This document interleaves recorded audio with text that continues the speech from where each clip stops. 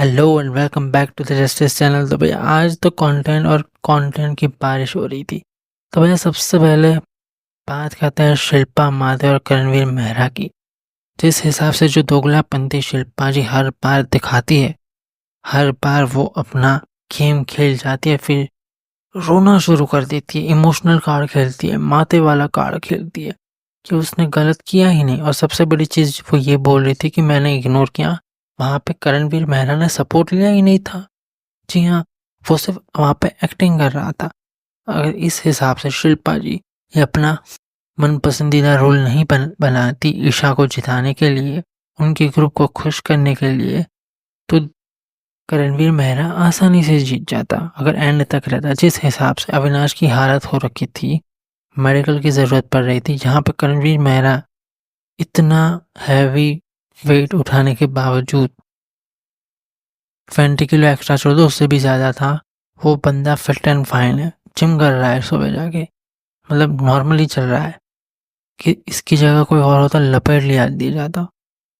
तो करणवीर मेहरा यहाँ पे फिर उसका रिएक्शन एंड में क्यों आता है, मतलब सब कुछ हो जाने के बाद अभी शिल्पा को राशन टास्क में ताने मार रहा है, तो एक्सपोज तो कर दिया है। अभी ये चीज़ जारी रहनी चाहिए, क्योंकि अभी लाड़ में इमोशनल कार्ड करके शिल्पा जी जो इसको पटा लेती है बार बार, अब इसको समझ लेना चाहिए कि भाई ये जो तू इस पे दया दिखा रहा है वो दया देने के लायक नहीं है। रजत दलाल सही बोलते हैं, शिल्पा जी गेमर है गेमर। तो करणवीर मेहरा का जो अग्रेशन था वो कल से भरा हुआ था। और बीइंग अ मैच्योर पर्सन उसने उतना अग्रेशन नहीं किया, जहाँ पे ईशा को रॉन्ग प्रूव करने की कोशिश की कि देखो ये है आपका फेयर टाइम गॉड।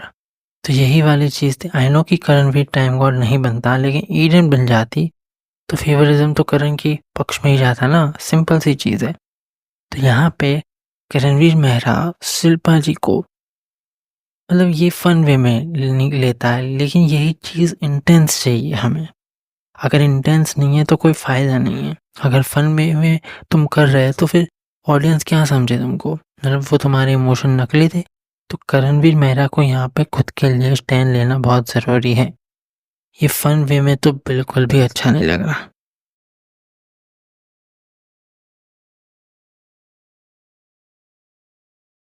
अभी बात करते हैं ईशा के बारे में।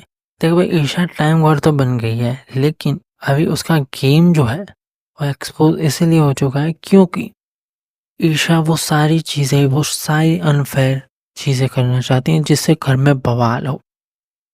अब तक उसको सिर्फ एक ही टैग दिया जा रहा है, और वो बिल्कुल टैग सही है कि अविनाश मिश्रा के कंधों पे चढ़कर यहाँ तक आ गए, ग्रुप ग्रुप में खेल गए।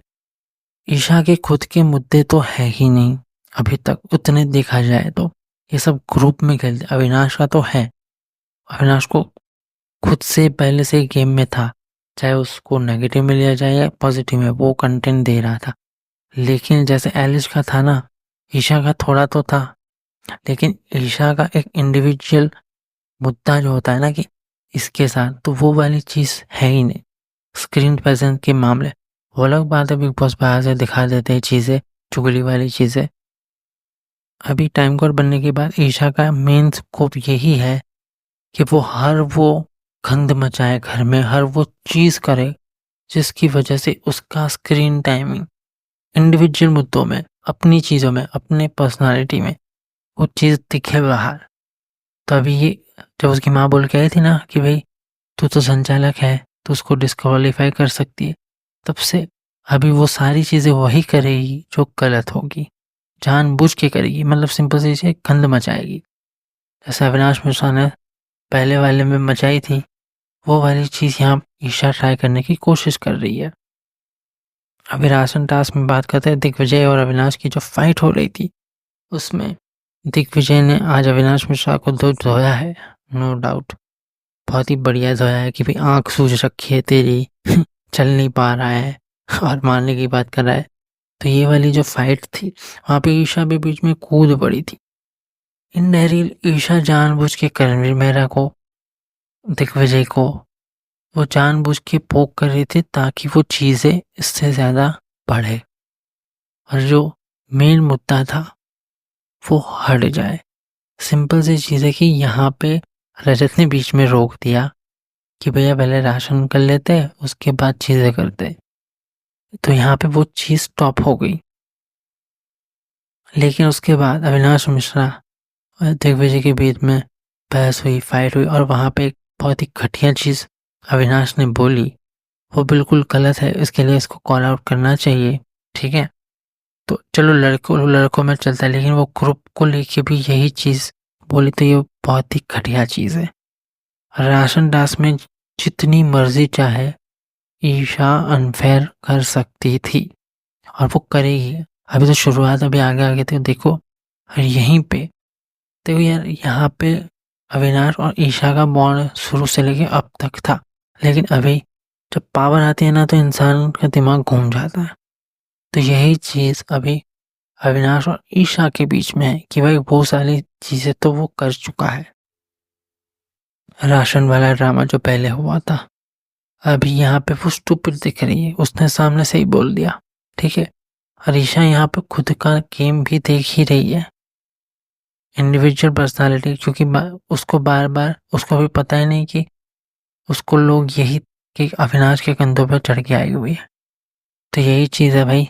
तो ईशा का अभी जो टाइम कोड वाला सीन है, वो वही चीज़ें करेगी, वो वही हरकतें करेगी जो अनफेयर हो, लिटरली घर में गंद मच जाए। तो यही वाली चीज़ होगी।